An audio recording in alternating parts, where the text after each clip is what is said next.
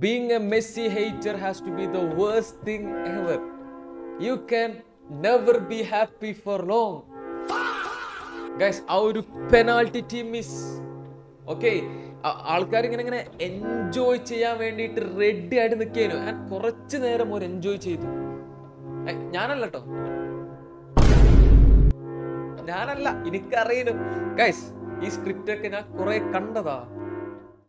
Okay, ഈ script ഒക്കെ ഞാൻ കുറെ കണ്ടതാ. I new it. കാരണം മെസ്സിക്ക് ആ ഒരു പെനാൾട്ടി വേണമെന്നില്ല. ഈ മറ്റേ ഇവരുടെ പേരെന്തേനി, ഓസ്ട്രിയക്കെതിരെ ഗോൾ അടിക്കാൻ. കാരണം എടാ, എല്ലാവരും തോറ്റ്. ഓക്കെ, ഇത്തവണയെങ്കിലും റൊണാൾഡോ ഫാൻസിന് കുറച്ചെങ്കിലും അർജന്റീന അല്ലെങ്കിൽ മെസ്സി ഫാൻസിനോട് പറഞ്ഞ് പിടിച്ചു നിൽക്കാലോ. എന്ത് മെസ്സി പെനാൾട്ടി മിസ്സാക്കി, ഞങ്ങൾ അണ്ണൻ അറ്റ്ലീസ്റ്റ് അതെങ്കിലും ചെയ്തിട്ടില്ല. No, Messi said no. അങ്ങനെ ഒരു പെനാൾട്ടി നടന്നത് ഞങ്ങൾക്ക് ഓർമ്മ ഉണ്ടാവില്ല ഈ ഒരു മാച്ച് കഴിയുമ്പോന്ന്. And he scored 2 goals. Let's talk face to face. Okay, ഞാൻ ഈ പറയുന്നത് ശരിയാണോ അല്ലേന്ന് നിങ്ങൾ പറ. ഈ ഒരു മാച്ച് മെസ്സിനെ സംബന്ധിച്ച് ഒരു പുവർ ഗെയിം ആവേണ്ടതായിരുന്നു. ഓക്കെ, മെസ്സി സ്റ്റാൻഡേർഡ്സ് വെച്ച് നോക്കുമ്പോൾ it wasn't a good game until he scored that goal. Penalty miss passes, possession loss, അതുപോലെ ആൾക്ക് 1-2 ചാൻസസ് മെസ്സി സ്റ്റാൻഡേർഡ്സിൽ ആൾ ഗോൾ അടിക്കേണ്ട ചാൻസസും കിട്ടിയിട്ടുണ്ടായിരുന്നു, അതും മിസ്സായി.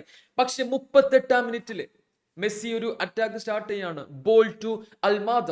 അൽമാദ ഇങ്ങനെ പോയി ലെഫ്റ്റ് വിങ്ങില് ആ ഒരു അറ്റത്തേക്ക് ഇട്ട് കൊടുക്കണു.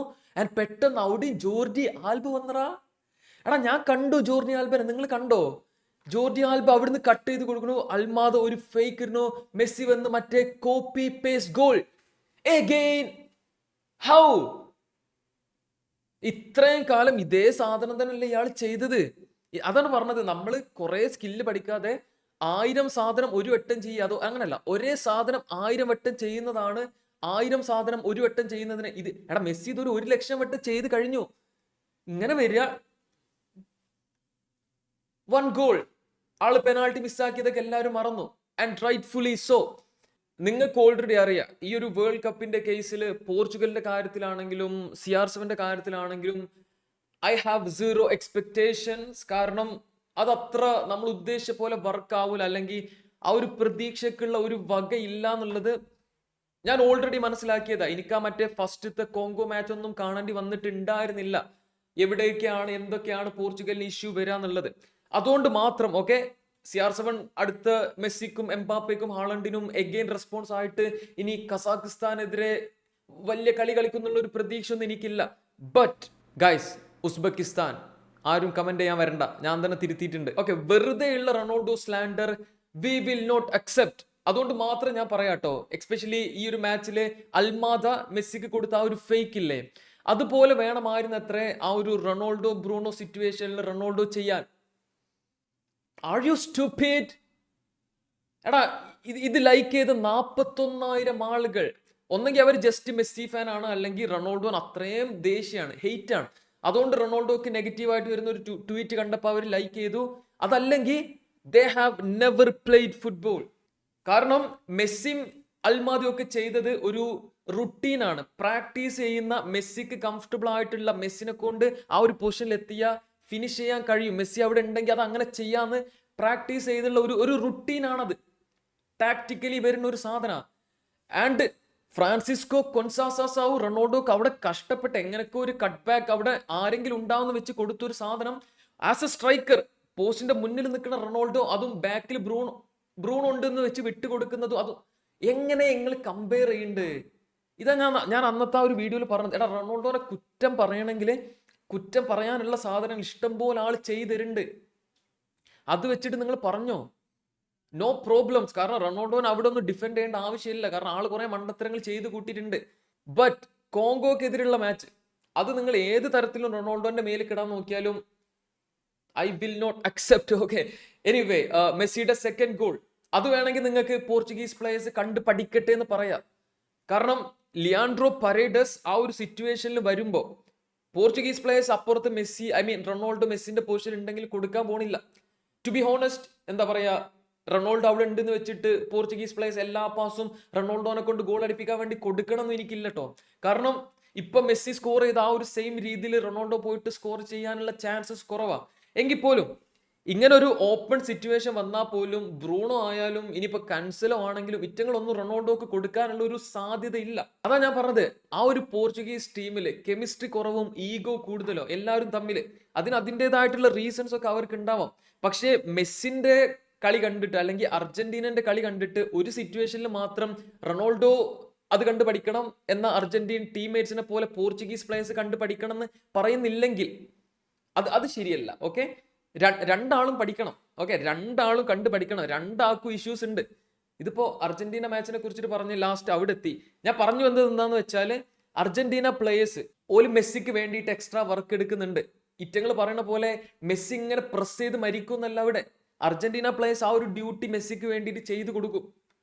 കാരണം ഓൽക്ക് ആ ഒരു സംഭവം ഉണ്ടാ, മെസ്സി ആരാന്ന് ഓർക്കറിയാം, മെസ്സി എന്തൊക്കെ ചെയ്തിട്ടുണ്ട് എന്ന് ഓർക്കറിയാം. മെസ്സിക്ക് വേണ്ടിയിട്ട് എങ്ങനെ അവർ എഫേർട്ട് എടുക്കണം എന്നുള്ള ഒരു അണ്ടർസ്റ്റാൻഡിങ് അവർക്കുണ്ട്. ഒരു ചാൻസസ് ക്രിയേറ്റ് ചെയ്യുന്നുണ്ട്, ഇഷ്ടംപോലെ ചാൻസസ് ക്രിയേറ്റ് ചെയ്ത് ബ്യൂട്ടിഫുൾ ഫുട്ബോൾ ഒരു ഒലത്തണമൊന്നുമില്ല, അതൊന്നുമല്ല. പക്ഷെ വേണ്ട സിറ്റുവേഷനിൽ ഒരു കാര്യങ്ങൾ മര്യാദക്ക് ചെയ്യുന്നുണ്ട്. ആൻഡ് പരേഡസിനെ പോലെ ആ ഒരു സിറ്റുവേഷനിൽ മെസ്സിക്ക് കൊടുത്ത് മെസ്സി അടിക്കണം, അല്ലെങ്കിൽ മെസ്സിനെ കൊണ്ട് കുറെ കാര്യങ്ങൾ ചെയ്യിപ്പിക്കണം എന്നുള്ളൊരു സംഭവമൊക്കെ അവർക്കുണ്ട്. അതാണ് ആ ഒരു ഡിങ്കോൾഫ്, ആ ഒരു അവിഹിതം കെമിസ്ട്രി. അതാണ് പോർച്ചുഗലിന് ഇല്ലാത്തത്. എന്തായാലും അർജന്റീന വോൺ അഗെയിൻ. ഓസ്ട്രിയനെ സംബന്ധിച്ച് they tried man, they tried. ഞാനൊരു ട്വീറ്റ് കണ്ടിട്ടോ, അതായത് ഈ അർജന്റീന എന്നുള്ള ഒരു ടീം എന്ന് പറഞ്ഞാല് അത്ലറ്റിക്കോ മാഡ്രിഡിന് മെസ്സിനെ കൊടുത്തിരുന്നെങ്കിൽ എന്താകുമായിരുന്നു, ആ ഒരു എക്സ്പെരിമെന്റ് ആണെന്നാ പറയുന്നത്. ആൻഡ് ഒരു തരത്തിൽ ശരിയാ, അത്ലറ്റിക്കോ മാഡ്രിഡിലാണ് മെസ്സി ഇത്രയും കാലം കളിച്ചിരുന്നത് എന്നുണ്ടെങ്കിൽ അത് ഏകദേശം ഒരു അർജന്റീനൻ ആയിട്ടുണ്ടാവും. ഞാൻ എപ്പോഴും പറഞ്ഞ പോലെ തന്നെ എല്ലാ മാച്ചും ബ്യൂട്ടിഫുൾ ഫുട്ബോൾ അല്ലെങ്കിൽ കാണികളെ കോരിത്തരിപ്പിക്കുന്ന ഫുട്ബോൾ കളിക്കേണ്ട ആവശ്യമൊന്നുമില്ല. As long as you win and there is a system to support the players. നമുക്ക് അവൈലബിൾ ആയിട്ടുള്ള പ്ലേയേഴ്സിനെ വെച്ചിട്ട് ബിൽഡ് ചെയ്യാൻ പറ്റുന്ന, അവരെ കൊണ്ട് കംഫർട്ടബിൾ ആയിട്ടുള്ള ഒരു സിസ്റ്റം ഒക്കെ ഉണ്ടെങ്കിൽ ഇറ്റ്സ് ഈസി. പിന്നെ മെസ്സിനെ പോലുള്ള ഒരു പ്ലെയറും കൂടെ ഉണ്ടല്ലോ, അത്രേ ഉള്ളൂ. വേറൊരു കാര്യം എന്താണെന്നറിയോ, ഈ ഒരു വേൾഡ് കപ്പ് ശരിക്കും ഹാളണ്ട് വേഴ്സസ് എംബാപ്പി, ഓൾക്ക് രണ്ടാൾക്കും പരസ്പരം കോമ്പീറ്റ് ചെയ്ത് ആ ഒരു റൈവൽറിക്ക് ബൂസ്റ്റ് ചെയ്യാനുള്ള ഒരു സംഭവമായിരുന്നു. കാരണം 2026 മെസ്സി വേഴ്സസ് റൊണാൾഡോ എന്നുള്ള സംഭവമൊക്കെ ഒഴിവാക്കിയിട്ട് പുതിയ ജനറേഷൻ, പുതിയ പ്ലേയേഴ്സിന്റെ റൈവൽറി, അതൊക്കെ നമ്മളിങ്ങനെ എൻജോയ് ചെയ്യേണ്ടതായിരുന്നു. മെസ്സി സെറ്റ് നോ, നിങ്ങൾ വേണമെങ്കിൽ എൻ്റെ ഒപ്പം കമ്പീറ്റ് ചെയ്തു എന്നാണ് മെസ്സി പറയുന്നത്. ഗോൾഡൻ ബൂട്ട് കണ്ടോ, Messi 5 goal, Haaland and Mbappé 4 goal. France versus Iraq, Kylian Mbappé again 2 goals score ചെയ്തിട്ടുണ്ട്. ആദ്യം ബോക്സിന്റെ പുറത്തുനിന്ന് ഒരു കിഡിലൻ വീക്ക് ഫുട്ട് ഷോട്ട്, അതിനുശേഷം ഡെംബലെ ഇറാഖ് പ്ലേയേഴ്സ് വരുത്തിയ ഒരു മിസ്റ്റേക്ക് മുതലെടുത്തിട്ട് ബോക്സിന്റെ ഉള്ളിൽ തന്നെ ഒരു ഈസി ടാപ്പിനുള്ള ഒരു കാര്യം സെറ്റ് ചെയ്ത് കൊടുക്കണു. ആൻഡ് ഫ്രാൻസിന്റെ 3rd ഗോൾ ഒലീസയുടെ അസിസ്റ്റില് ഡെംബലെ സ്കോർ ചെയ്യണു. ഈ മാച്ചിൽ നടന്ന എടുത്തു പറയേണ്ട ഒരു സംഭവം എന്താണെന്നറിയോ, ഫസ്റ്റ് ഹാഫ് കഴിഞ്ഞതിന് ശേഷം ഓൾമോസ്റ്റ് 2 hours എന്തോ കഴിഞ്ഞതിന് ശേഷമാണ് സെക്കൻഡ് ഹാഫ് നടക്കുന്നത്. കാരണം അമ്മാതിരി ഇടിയും മഴയും മിന്നലും എല്ലാം കൂടെ ആയിട്ട് 2 hours ഡിലേ. അതും ഒരു ഫുട്ബോൾ മാച്ചിൽ. എൻ്റെ അറിവിൽ ഇത് ആദ്യമായിട്ടാണ് ഒരു ഫുട്ബോൾ മാച്ചിൽ ഇങ്ങനെയൊക്കെ സംഭവിക്കുന്നത്. എംബാപ്പി വേൾഡ് കപ്പിൽ 16 matches 16 goals, just behind Leo Messi. ആൾക്ക് 18 ഗോൾസ് ഉണ്ട്. അതായത് വേൾഡ് കപ്പിലെ എക്കാലത്തെയും ഏറ്റവും വലിയ goal scorer. But again this is Messi's last world cup. And എംബാപ്പയെ സംബന്ധിച്ച് ഇനിയും 2 വേൾഡ് കപ്പ് എങ്കിലും ആളുടെ മുന്നിലുണ്ട്. ഒരു പക്ഷേ ഈ വേൾഡ് കപ്പിൽ തന്നെ എംബാപ്പെ മെസ്സിയുടെ ആ ഒരു റെക്കോർഡൊക്കെ മറികടക്കാനുള്ള ചാൻസ് ഉണ്ട് കേട്ടോ. ഈ ഒരു രീതിയിലാണ് കാര്യങ്ങൾ പോകുന്നതെന്നുണ്ടെങ്കിൽ. എന്തായാലും അത് നമ്മൾ കാണുന്നതിനോടൊപ്പം Mbappe versus Haaland, Norway versus Senegal മാച്ചിൽ ഹാളണ്ട് 2 ഗോൾസ് സ്കോർ ചെയ്തു. 2 കിഡിലൻ ഗോൾസ് എന്ന് തന്നെ പറയാ. അതിൽ തന്നെ ആ ഒരു 3rd ഗോളൊക്കെ ഒരു പക്കാ സ്ട്രൈക്കർ. ആ ഒരു ചാൻസ് മിസ്സായി എന്ന് വിചാരിച്ചിട്ട് ഡിസപ്പോയിന്റഡ് ആയിട്ട് നിൽക്കുകയായിരുന്നു. അടുത്ത സ്പ്ലിറ്റ് സെക്കൻഡിൽ ആ വന്ന ബോൾ അങ്ങോട്ട് ഡയറക്റ്റ് ചെയ്തത് കാണണം പോസ്റ്റിലേക്ക്. Messi is cooking, Mbappe is cooking, Haaland is cooking and my അണ്ണൻ hope he will also cook today man. ഇന്ന് ഉസ്ബെക്കിസ്ഥാനെതിരെ പോർച്ചുഗൽ കളിക്കുന്നുണ്ട്. അതിന് മുന്നട്ടോ ഫ്രാൻസ് വേഴ്സസ് നോർവേ മാച്ച്. അവരെ ഗ്രൂപ്പിൽ കറന്റ് ഫ്രാൻസ് 1ാമത്, നോർവേ 2ാമത്. 2 ടീമും നെക്സ്റ്റ് റൗണ്ട്സിന് ക്വാളിഫൈ ചെയ്തിട്ടുണ്ട്. ബട്ട് ഇവർ പരസ്പരം കളിക്കുമ്പോൾ നമുക്കറിയാം ഈ ഗ്രൂപ്പിൽ ആരാവും 1ാം സ്ഥാനത്ത് എത്തുക ആൻഡ് അവരുടെ നോക്കൗട്ട് ജേണി എങ്ങനെ ആവും എന്നുള്ളതൊക്കെ. So excited. എന്തായാലും നിങ്ങളുടെ ഒപ്പീനിയൻസും കാര്യങ്ങളൊക്കെ കമൻറ്റ് ചെയ്യുക. അത്രക്കുള്ളൂ. Bye by.